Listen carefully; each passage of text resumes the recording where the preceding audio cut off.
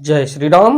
आइए चलते हैं हम आपको फिर पुनः भोलेनाथ के श्री शिव महापुराण की कथा रुद्र संहिता के सृष्टि खंड, जिसको सुनने और पढ़ने मात्र से ही हमारा या आपका देश संसार का कल्याण हो जाएगा।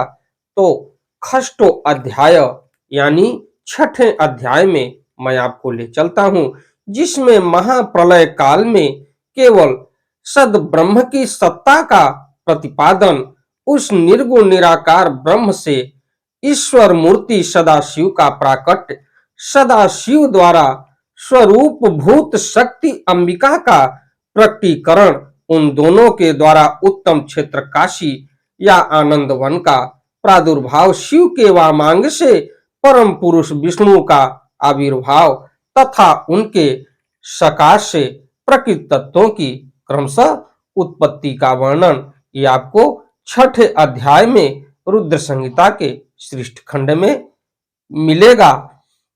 इससे पहले विघ्नों को हरने वाले भगवान गणेश और विद्या की प्रदायिनी मां सरस्वती के श्री चरणों में शीश नवाते हुए विनम्र निवेदन करूंगा कि हमारे देश संसार में जहां भी भोलेनाथ के श्री शिव महापुराण की कथा हो रही हो, उसे संपन्न करने में अपना पूर्ण योगदान दें। उसके साथ साथ हमारे ऊपर भी अपनी कृपा बनाए रखें कि मैं अपने मुखार बिंदु से भोलेनाथ के श्री शिव महापुराण की कथा को जो भी शिव भक्त प्रेमी है उनके तक पहुंचाने का पूर्ण प्रयास करूं। त्वमेव माता च पिता त्वमेव, त्वमेव बंधुश्च सखा त्वमेव, त्वमेव विद्या द्रविणम त्वमेव, त्वमेव सर्वम मम देव देव। ओम श्री सांब शिवाय नमः, ओम श्री गणेशाय नमः। इसके लिए मैं आपको संस्कृत और उसका उच्चारण हिंदी तक पहुंचाने का पूर्ण प्रयास करूंगा। तो देखा जाए तो ब्रह्म मुनि नारद ने अपना कार्य करते हुए, भ्रमण करते हुए वो शंकर भगवान के शरण में जाते हैं, जो कि वहीं से मुक्ति मिलती है। ये ब्रह्मा के आदेशा अनुसार ततः स पुरुष शंभुम प्रणम्य परमेश्वरम नमामि कुरु मे स्वामिन्वद कर्म जगावती तच्छ्रुत्वा वचनम प्राह शंकरः प्रह संप्रभु पुरुषम तम महेशानो वचा मेघ भी रया। तो उसके बाद देखा जाए तो तदंतर उस पुरुष ने परमेश्वर शिव को प्रणाम करके कहा, हे स्वामिनी, मेरे नाम निश्चित कीजिए और काम बताइए। उस पुरुष की यह बात सुनकर महेश्वर भगवान शंकर हंसते हुए मेघ के समान गंभीर वाणी में उससे कहने लगे।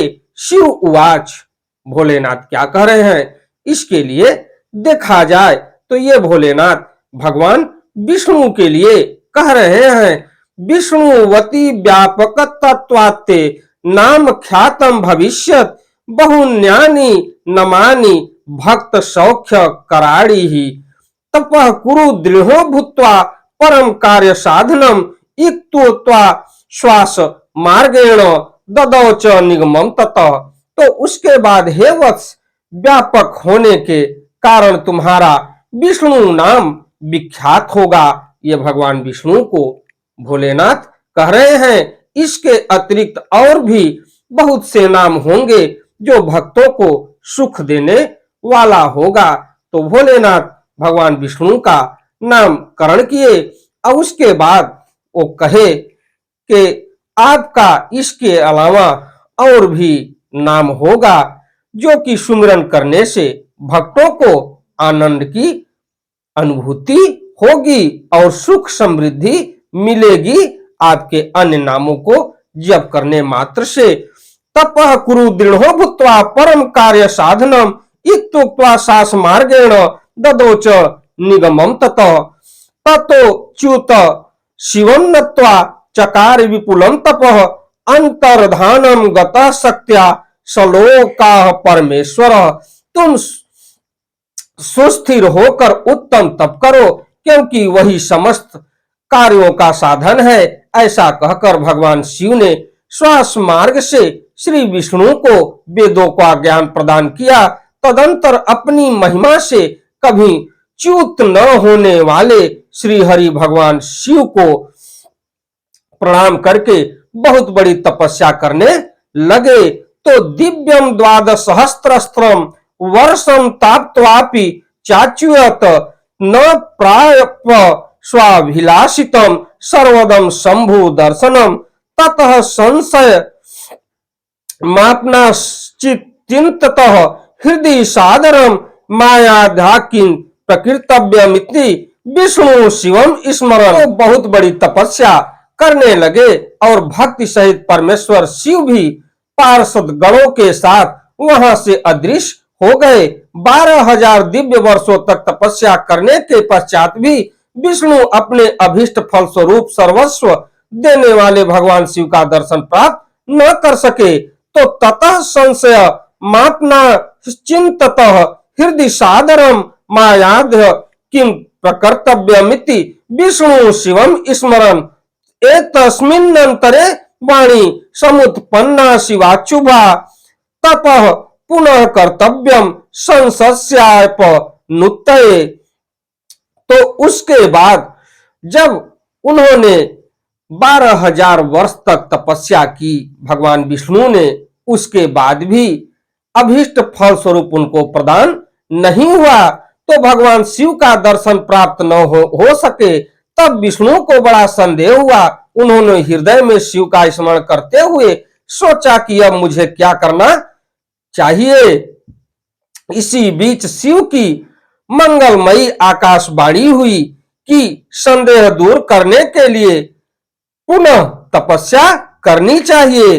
तो तत्तेन च तच्छुत्वा तपस्त्वपतम सदा गुरुम बहुकालम तदा ब्रह्म ध्यान मार्गरोपेण ही ततः स पुरुषो विष्णु प्रबुद्धो ध्यान मार्गतः सुप्रीतो विस्मयं प्राप्तम किम यत्त्वहं महो इति परिश्रम मवतस्तस्य विष्णोः स्वांगेभ्य एव च जलधारा ही संशयात् विविधा शिव मायया अभिव्याप्तम च सकलम शून्यम यत्मन महामुने ब्रह्म रूपम जलभूत स्पर्श नागपापनाशनम। उसके बाद शिव की उस वाणी को सुनकर विष्णु ने ब्रह्म में ध्यान को अवस्थित कर पुनः दीर्घ काल तक अत्यंत कठिन तपस्या की। तदंतर ब्रह्म की ध्यानावस्था में ही विष्णु को बोध हो आया और वे प्रसन्न होकर यह सोचने लगे कि अरे वह महान तत्व क्या है। उस समय शिव की इच्छा से तपस्या के परिश्रम में निरंतर विष्णु के अंगों से अनेक प्रकार की जलधाराएं निकलने लगी। तो देखा जाए तो भगवान विष्णु के शरीर से अनेकों प्रकार के जलधाराएं निकलने लगी उस तपस्या के दौरान। तो हे महामुने, उस जल से सारा सूना आकाश व्याप्त हो गया। वह ब्रह्म स्वरूप जल अपने स्पर्श मात्र से सब पापों का नाश करने वाला सिद्ध हुआ। तो उसके बाद तदा श्रांतश्च पुरुषो विष्णुस्तमिस्मि जले स्वयं सुष्पवाप परम प्रीतो बाहु कालम विमोहित नारायणेति नमापि तस्याशिक्षुति सम्मतम नान्यक्ति चिंतदा हासित प्राकृतम पुरुषम विना एतस्मिन्नन्तरे काले तत्त्वान्यासन्म हात्मनः तत्प्रकारम शृणु प्राज्ञ गदतो में महामते। तो उस समय थके हुए परम पुरुष विष्णु मोहित होकर दीर्घ काल तक बड़ी प्रसन्नता के साथ उसमें साथ सोते रहे। नार अर्थात जल में शयन करने के कारण ही उनका नारायण यह श्रुति सम्मत नाम प्रसिद्ध हुआ। उस समय उन परम पुरुष नारायण के अतिरिक्त दूसरा कोई प्राकृत वस्तु नहीं थी। वो जो जल की धाराएं निकल रही थी उसी में उन्होंने अपना शयन बना लिया।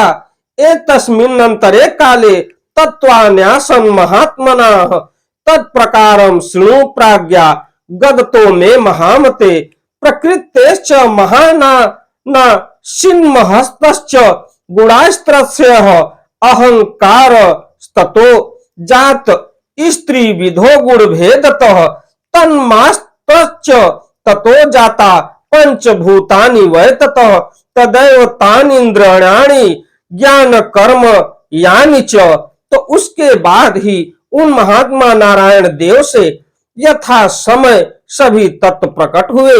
हे महामते, हे विद्वान, मैं उन तत्वों की उत्पत्ति का प्रकार बता रहा हूं। सुनिए, प्रकृति से महातत्व प्रकट हुआ और महातत्व से सत्वादि तीनों गुण, इन गुणों के भेद से ही त्रिविध अहंकारी उत्पत्ति हुई। तो इस प्रकार उत्पत्ति हुई अहंकार से 5 मात्राएं, तन मात्राएं हुई और उन तन मात्राओं से 5 भूत प्रकट हुए। उसी समय ज्ञानेंद्रियों और कर्मेंद्रियों का भी प्रादुर्भाव हुआ। हे मुनि श्रेष्ठ, इस प्रकार मैंने आपको तत्वों की संख्या बताई। इनमें से पुरुषों को छोड़कर से सारे तत्व प्रकृति से प्रकट हुए हैं, इसलिए सब के सब जड़ हैं। उसके बाद तत्तदैकी कृतं तत्वाम चतुर्विशत संख्याकम शिवेच्छया गृहीत्वा सुस्वाप ब्रह्मरूप के तत्वों की संख्या 24 है। उस समय एकाकार हुए 24 तत्वों को ग्रहण करके वे परम पुरुष नारायण भगवान शिव की इच्छा से ब्रह्मरूप जल में सो गए।